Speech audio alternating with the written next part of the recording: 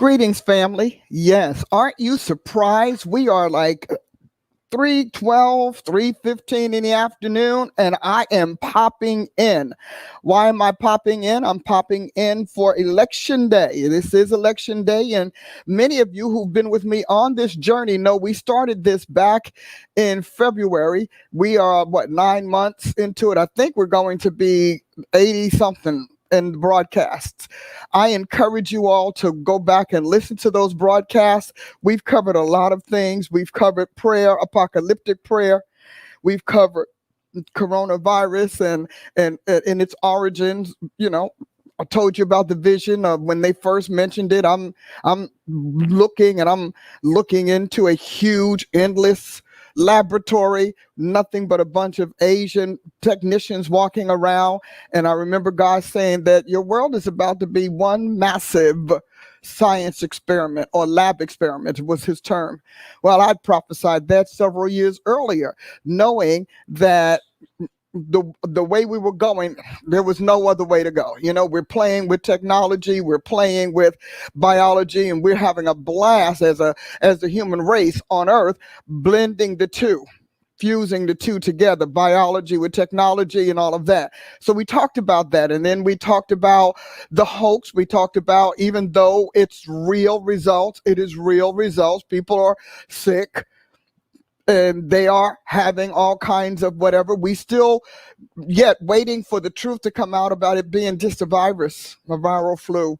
And, we went through the whole, remember the fever pitch number thing, that the numbers were out of control. And then we finally did a real audit with real intelligent people and found out that the death rate is not what it was, and that it's simply a bug that lasts 2 weeks. Many people get them. We went through that. So we cleared up a lot of stuff. That's when I introduced you to TOWFY, TOWFY, take our word for it. Because we didn't have no one had to prove anything. Nobody's proved to us that anybody did any long-term testing on the masks. Let's not talk about this virus that should take almost a decade to be tested. They're going to sling it on us overnight. Why? So the question has been all the way through this journey, what is the plan? What's the plot? There is a plot. And the plot is against humanity. And we also know that the plot is 100%, as time went on, 100% aimed at Christianity. Those who are in Christ, because there are a lot of Christians that are just in church. But it's aimed at Christianity. We don't see any other religion. And they just casually tag them on just to try to appear not to be biased against Christians, because conservatives and Christians pretty much run neck and neck. We finally found out that it's our Christ professing president that's really the problem that they want to get rid of. And so that's some of the things that we've been focusing. Why are we here? Because today's election day. Today is where the final thing. Now, we've been voting by mail, and we've had advanced voting, and we're still at, hopefully we can trust them. One of the things that I've learned about the Democrats, because we've watched, and I want each one of you to tell me, how often have you heard anybody talking about the Republicans miscounting, using false names, using false mail, inflating numbers? I mean, come on, we got the inflating numbers with the virus. So, inflation of numbers is it. We've not heard that. When I look at, again, there is something about the human being that says that the ear will literally make the eye blind. So you can see that it's not lining up. You can see that it isn't measuring up, but it makes the eye blind. I told you way back in the 80s, God told me that Donald Trump was going to be president. When he ran the first time, God told me he was going to be president. They're going to lie to you. And everybody say, wow, oh, Democrats lie? That's almost like synonyms. Lie, Democrats, it's a synonym. Because they don't have a problem lying, they don't have a problem bullying, they don't have a problem hiding. They don't have a problem about lack of ethics, broken trust. They don't care about anything. Think about this woman in our Supreme Court. We have elected officials talking about we're gonna have a workout a step out or a lay out or whatever they called it, and decided they were elected to represent you. And they stayed home and put cardboard in the seats.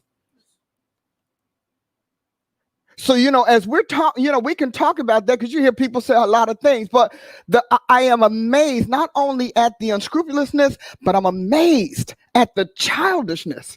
I just did not know that public officials could behave so childishly. And we've seen horrendous things that have been done in the course of a year.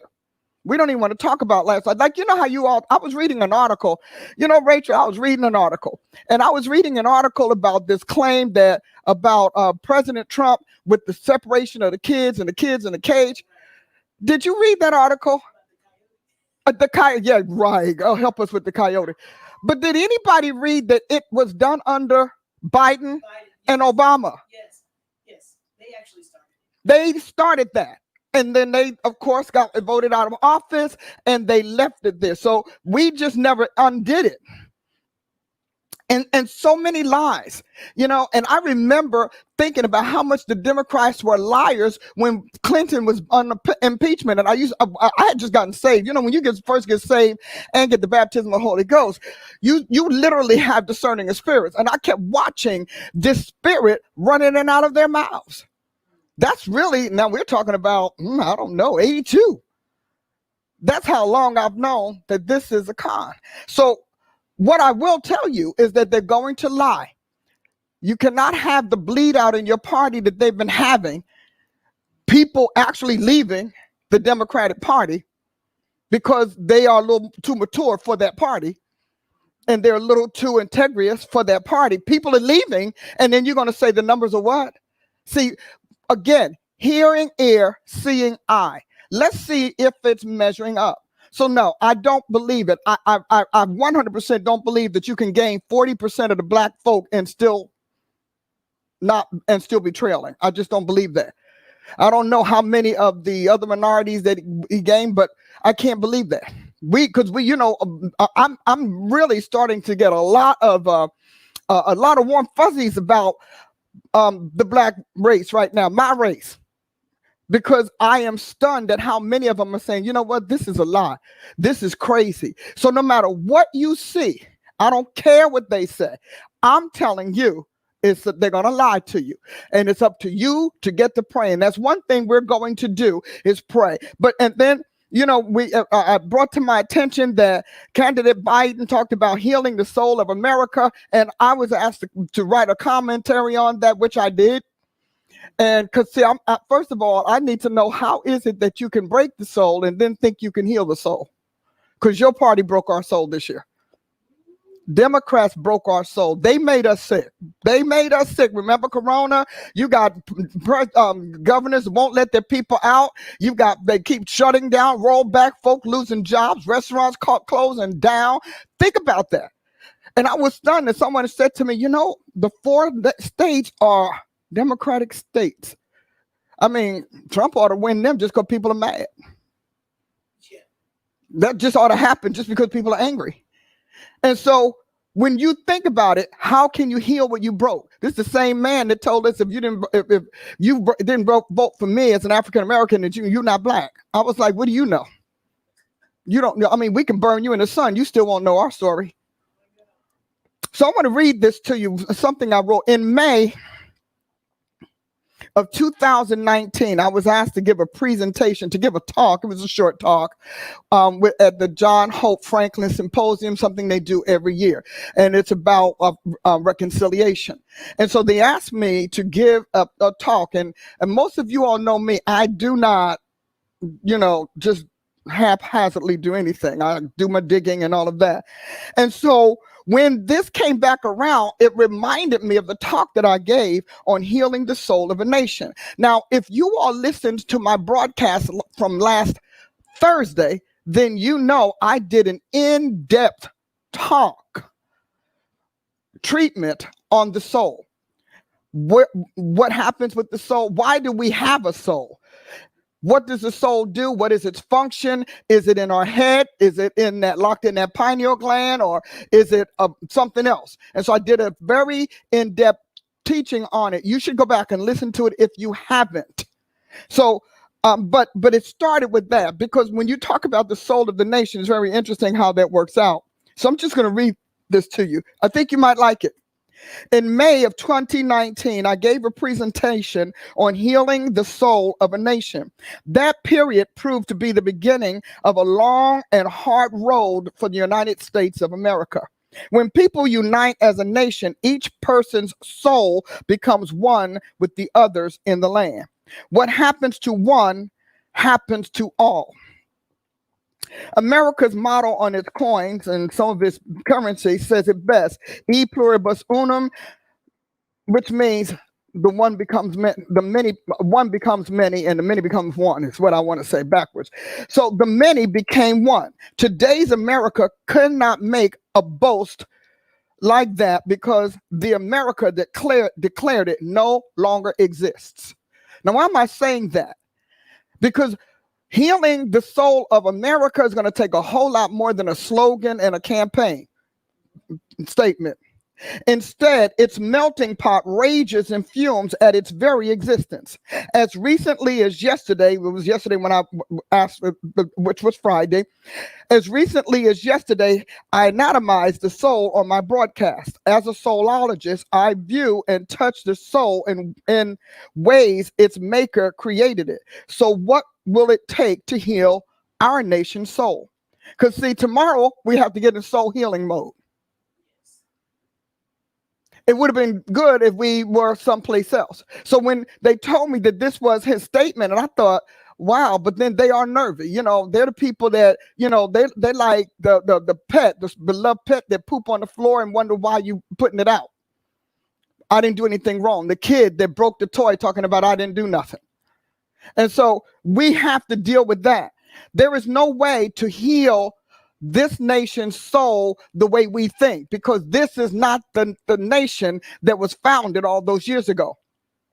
I remember sharing with a group of people and said it's been a long time since the United States of America has been predominantly one race. A long time. What we've not been able to do is to find out how to blend those races into a one synergistic whole where we feel it. You know, the interesting thing about the United States is it's not one of those nations that was born a nation. It really wasn't. It was planted there.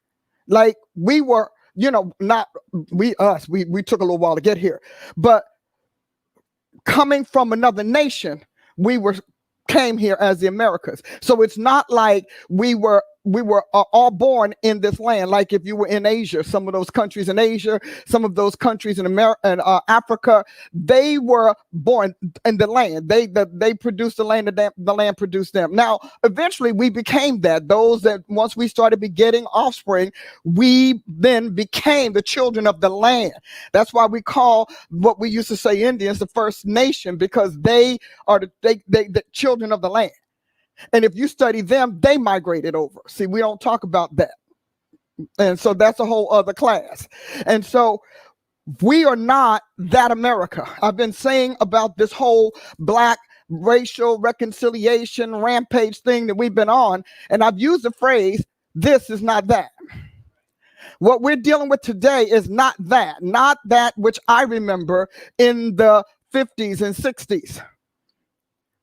Where racism was not a matter of social debate, it was the law of the land. I say again, it was not social debate. There were not options. How racially accepting do we want you to be? We were not people. So forget reconciliation or anything like that. We're in a different day. Thank God for the day. Thank God for this era. And thank God for this country where people are still fighting to get here, sitting out in the water, fighting to get here, because somehow or another, it does pretty good by its people. There is something appealing about us, if not enviable. First of all, we're kind of huge. You know, when you hear people talk about how many people have COVID in America versus other nations, you realize we're huge. We're a big nation. A lot of those European nations are not as large as us. So big means big. I mean, what can I tell you? We got a lot of people here. But what I want to talk about is the soul. So we have all of these people, different backgrounds, different origins, different ethnicities. We have all of this on this soil called the United States of America. All of these people. And everybody is doing what human nature does, seeking their own, making it their own way, etc. And we don't want to leave out in that statement all of those who need humans to be slaves at the most extreme and oppressed at the least. There are always people in every nation that have oppressors. And it is the job of oppressors to break the soul. That is what an oppressor does, to break the soul. And so I did another article about this and talking about hope, and that this tactic has been about hope and making America hopeless. Many of you are voting from your hopelessness and not from a view of the future. And we vote as if the 4-year term of a president determines a 20-year future. We're living today what past presidents did. We don't want to talk about that, but that's what we're doing, because everyone inherits what the one before it left behind. So you're yelling at Donald Trump for what Obama left behind. People are frustrated with Obama for what Bush left behind. And Bush, likewise to the Clintons, and back we go. Because this is the body is not the issue. The body is not the legacy. The people are the legacy. And how we respond to what our leaders do for us or don't do for us. So when we think about healing the soul of America, we must first pull America together as a soul. We have to find out what soul defines the United States of America, because no longer does the European soul define us. Isn't that good? That's good, bad? I don't know. We'll say that for another discussion. Right now, we have multiple races from multiple nations in this land. And here's what makes it difficult to heal it. Every nation, every person walks in the name of their God. And as much as we don't like it, as much as we like to say there's a separation of church and state, as much as we like to say that state and religion have nothing in common and nothing to do with each other, the truth is that's good on paper. That is good in law books. That is very good in courts of law. That does not work in everyday people. People walk around praying all the time. People are praying. People are hoping. People are practicing some sort of outreach to invisible beings. And it's more popular than it isn't. You know, atheists have not become the most dominant faith in the land. So people, we can talk about that, but we have to find out how to unify people. Anybody who's done any kind of research knows that as far as the people concerned, now I know differently, but now I'm just speaking very general. As far as the people are concerned, the land was founded by a deity that fused with a human who was then charged with reproducing it spiritually in natural beings. So when you go to the Middle East, you're going to find out that Allah is the God of that land. And nobody has a problem with that. You go to India, you got Brahma, or you go to the Asiatic, you got Brahma, you've got Buddha. They have that. When we come to America, we like to say we're sophisticated, so sophisticated that we don't have it. But see, the invisible world could care less about our sophistication. As far as they're concerned, they're so much older than us. We'll always look stupid, do stupid, act stupid, and in their mind, be stupid. But I've said it before. What founded America was Jesus Christ. That's what founded this country, Jesus Christ. So I want to read this. So when we start talking about it, as a soulologist, I view and touch the soul the way its maker created it. So what will it take to heal our nation's soul? The first thing is to define the America of today. We don't know what that is. So we need to figure that out. Who are we as America? Who are we as a country? What does that mean? What does it mean to be an American today? If we used to know what that meant, then we didn't like what it meant.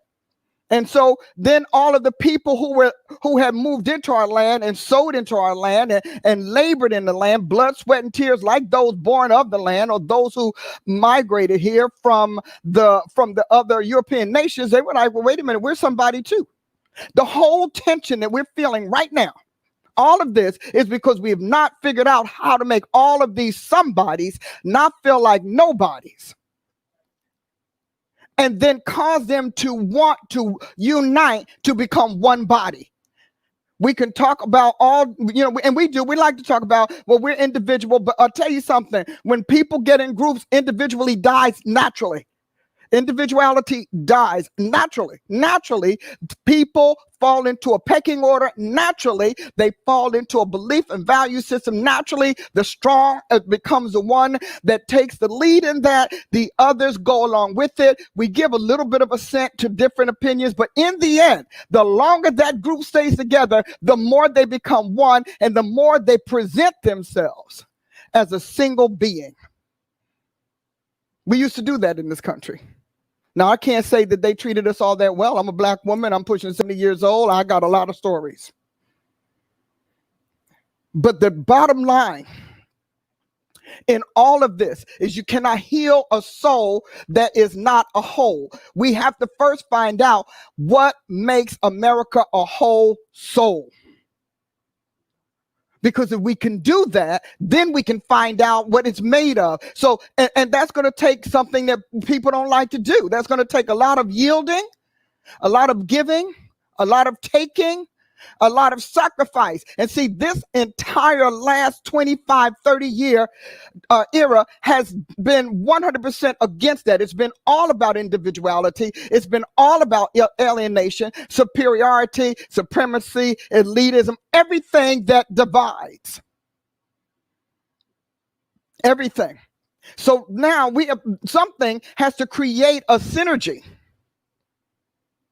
that will cause people to need each other instead of begin to envy and rival each other. Like the literal pulse of the land is rivalry and competition.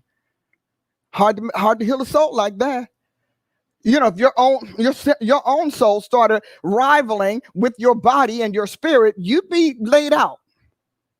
And so when we think about it, that sounds really great. And when I started researching this, I realized that we have to take and heal the soul of every people group in some way. And then see if we can get the groups to heal, to want to take and join their healed selves to one another.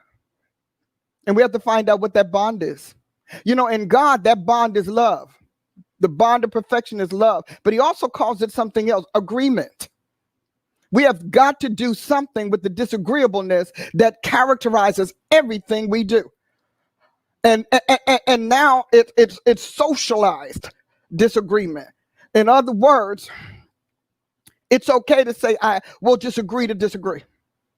That little slogan, as innocent sounding as it is, as much as it was intended to bring two differing parties or views into some sort of calm, can't have peace, but calm, one thing it can't do is bring accord. That won't come from that. So that's just an example. We have dozens of examples. You see it like that, and I see it like this. And then we all want to go into our individual backgrounds and our individual childhoods and our individual home lives and say, yeah, but no, that's not us. And we don't want it to go because America is not America to its populations anymore. It really isn't. America is plain old terracotta. We all just happen to live here. It is a massive grocery store. It's a massive field of riches and pearls. It's a massive business opportunity, but it is not a nation. It is not a country. And so we have to go back to that. I remember when we were growing up, we had to learn citizenship. And so what was that? Well, it had to do with the land or the country being the primary that breeds, hosts, sustains, provide for, and in good times prospers all of the inhabitants. But it's the land. You tear up the land, you don't have inheritance. People leave dry lands. People leave drought lands. They want to go elsewhere. Animals won't even stay. People need water. They need nourishment. They need growth. They need opportunity. And so most times, we're fighting with this president because we don't understand. And he's like from my era. We from a whole other different era and trying to work with this. I applaud him for doing that. But you're talking about people who have no hope in this land. And hopelessness is what kills a soul. You take people's hope. You do not have to worry about their permissions. You don't have to worry about their conditions. You don't have to worry about their submission because you take their hope that literally the air goes out of their lungs. And once depleted, they can be led any way, any which kind of way. And that is where we are. So when we start thinking about voting and who's going to be president, and who isn't going to be president, and who's going to be governors and other public and civil officials, we have to recognize this is kind of like, how are we going to make this happen? Because until election day, we go through the motions, living our lives the way we want and fighting more than fixing. See, I would like to see us turn into fixers instead of always fighters. And now remember, we do have slogans. Don't forget, we've got slogans that are not bearing out in reality. But we have slogans. The slogans are nice. We sing songs. Born in the USA, God bless America. We got them all, but they are not. But they're literal sounds. They're not solutions, and they don't appeal to people. People don't feel pricked in their heart about hearing those kinds of songs. Patriotism from the 60s onward, patriotism has taken a beating. I mean, you can't love your nation. You can love yourself. You can love your family. You can love your home. You can love your garden. But you can't love your country. Because love is the one thing that doesn't splinter if it's genuine. Love moves us into unity. I love that movie. All of a sudden, you've got something to talk about. Come out of the theater, sit down in a restaurant and just chat about that and then begin to hear each other, learn other things. Everything else divides. What I teach my church about individualism is that in the middle of it is divide. And so when we start talking about healing our soul, we have to find out not only what the fabric is, we've got to find out what the solution is. And I'm talking about the glue, the fragrance, the flavor. Because everything for the last 25 to 40 years has been about independence. From the first time James Dean put on those blue jeans and that white t-shirt. See, I've been around a long time. See, I've been around. I told you I was pushing 70. Did I tell you I was pushing 70?